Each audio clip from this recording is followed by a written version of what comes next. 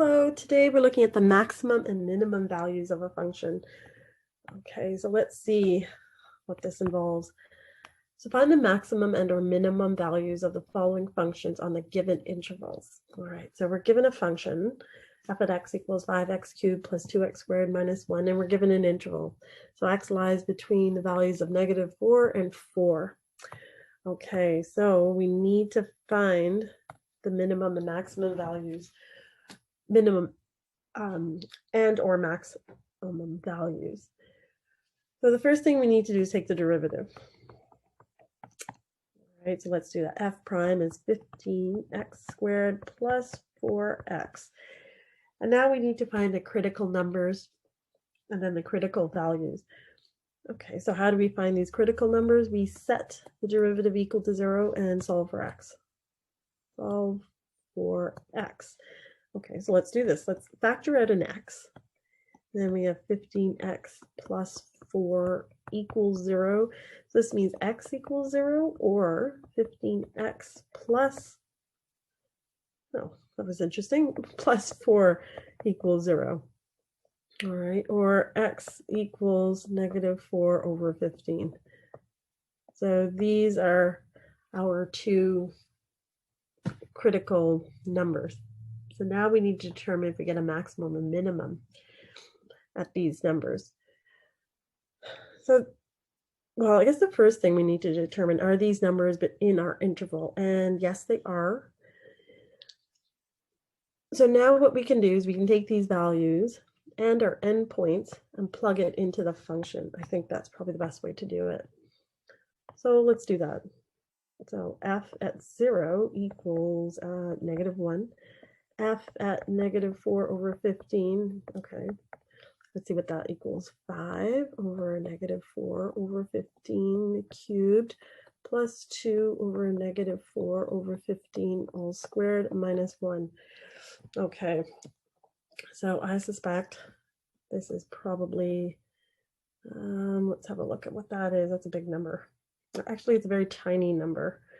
So 4 cubed, so we have -5, so -1 cubed is -1, so we have our negative out here. 5 times 4 cubed is 64.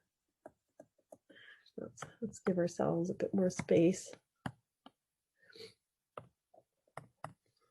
Over, and then 15 cubed. What is 15 cubed? Wow, that's a large number. 3,375. Okay, I wasn't expecting that. That's okay. Then 2 times 4 squared is 16 over 15 squared. What's 15 times 15? That's 225. That's a bit more reasonable. Well, in any case, this is a negative value, I believe. No, it's yes, it is. Let's just finish it off here. 5 times 64. Okay, plus 32 over minus 1. So the -1 is larger than the sum of these two. So this is a negative value. This is also a negative value. Now we need to check the endpoints of our interval. Okay. So what is our function again? Okay, let's do it up here. Okay, so let's do f at -4. What does that equal? That equals 5 times -4 cubed plus 2 -4 squared minus 1. So we have 64 times 5. A lot of arithmetic here.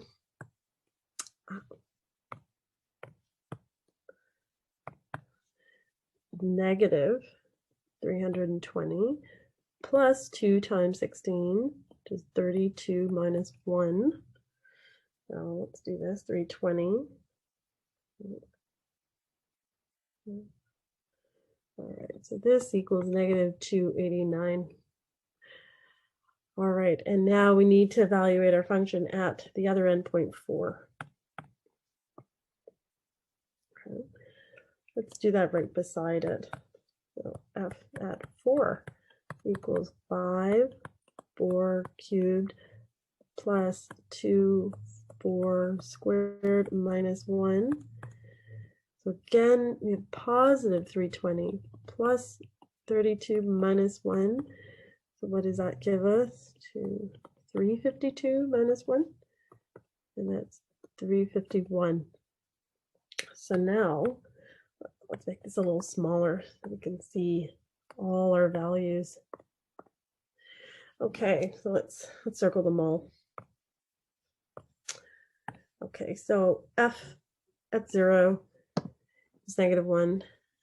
F at -4/15 is this value right here, and that is less than 0, and I believe it's less than -1. This is f at 4, and this is f at -4.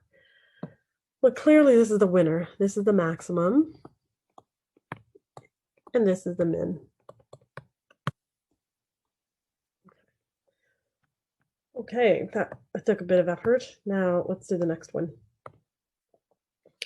Okay, so our function is f at x equals 1/3 x squared plus 3x, and our interval is -2 to 1. So again, we'll start with the derivative. F at x equals 2/3 of x plus 3. I'm going to set this equal to 0 to find our critical numbers and solve for x. So 2/3 x equals -3. 2x equals -9, and x equals -9/2. So this is one of our critical numbers. So we need to evaluate our function f at our critical number and our endpoint. So let's do that. F at -2 equals 1/3 times -2 squared plus 3 -2. So that's 4/3 minus 6. So what is that? Let's see. I prefer to deal with the fractions. Okay, put everything over common fraction. We get negative. What's that? 14/3. And then f at 1 equals 1/3 plus 3. So that's 10/9, I believe. Yes. And then, oh, we're running out of space here. Okay, so let's move over a little bit. We have to finally evaluate our function at x equals -9/2. So let's do that over here. Okay, so what was our function? F at -9/2. Well, hang on. I guess the first thing we need to do is determine, is -9/2 in our interval? No, it's not. Okay, so so we're working on the interval from -2, let's put it up here, -2 to 1. But -9/2 is way out here. It equals -4.5. So it's not in our interval. So we've got all the values we need. So it looks like, let's circle them. This is our max. And this is our min value on this interval. So always check that your critical number is in your interval. Good, that saves us some time. Now, last question. All right, where'd it go? There it is. F at x equals -3x to the power 4 plus 2x squared plus 5. All right, so let's start with the derivative. Oh, we'll do it in red today. All right, 12x cubed plus 4x. Set it equal to 0, and let's solve for x. So we can factor out a 4x, and we end up with -3x squared plus 1 equals 0. Actually, let's factor out -4x. Now we have a difference of squares. All right, so that will make it a bit easier to factor. Okay. Then we get √3x. We have our difference of squares, or plus and minus. Those are our factors. Let's find a critical number. So x equals 0. √3x minus 1 equals 0. And √3x plus 1 equals 0. So x equals 1/√3. and x equals negative 1 over root 3. So these are critical numbers. Let's plug them back into our function and see which ones give our maximum and minimum values. Okay, so do we have room to do that below? Whoops, not sure what's going on. Yeah, let's shrink things down a little. Okay, so f at 0, let's start with that, is 5. Easy. F at 1 over root 3, what is that? All right, so negative 3 times 1 over root 3 to the power 4 plus 2, 1 over root 3 squared plus 5. Okay, negative 3 times, I think that's 1 over 3 squared, right? Because 3, the square root of 3 is the same as 3. Let's do that off to the side. Okay. Square root of 3 to the power 4. Well, yeah, let's be a bit more explicit. Okay.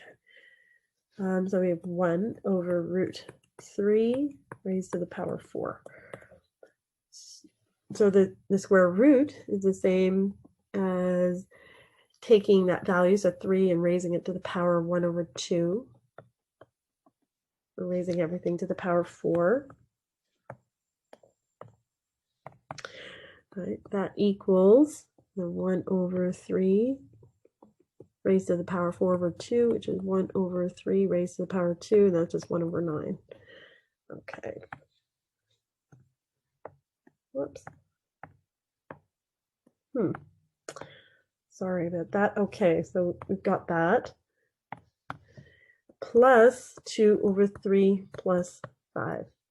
So what do we have? We can cancel out a 3. So we're left with negative 1 over 3 plus 2 over 3 plus 5. That equals 1 over 3 plus 5. Or what is this? 16 over 3. So now let's plug in the other critical number, negative 1 over root 3. Okay, so this one should be similar. Okay, so f at negative 1 over root 3 equals negative 3 times negative 1 over the square root of 3 to the power 4 plus 2 times negative 1 over the square root of 3 squared plus 5. Again, we have negative 3 over 9 plus 2 over 3 plus 5. Oh, whoops. Yeah, that looks okay. Equals negative 1 over root 3 plus 2 over 3 plus 5. And this again equals 16 over 3. So it looks like we just have a maximum or a minimum. Let's have a look at our function again. That could be a maximum or minimum. It's hard to say. I think, but we only have one since we have the same value, and that is 16 over 3. Okay, so that brings us to the end of our session today. We'll look at concavity, concave up and concave down a little later, and probably in the next couple of videos. So if you have any questions about maximum and minimum values, send us a message at info@raisemymarks.com or give us a call day or evening, and we'll be happy to answer your questions. Thank you for watching, and we'll see you soon.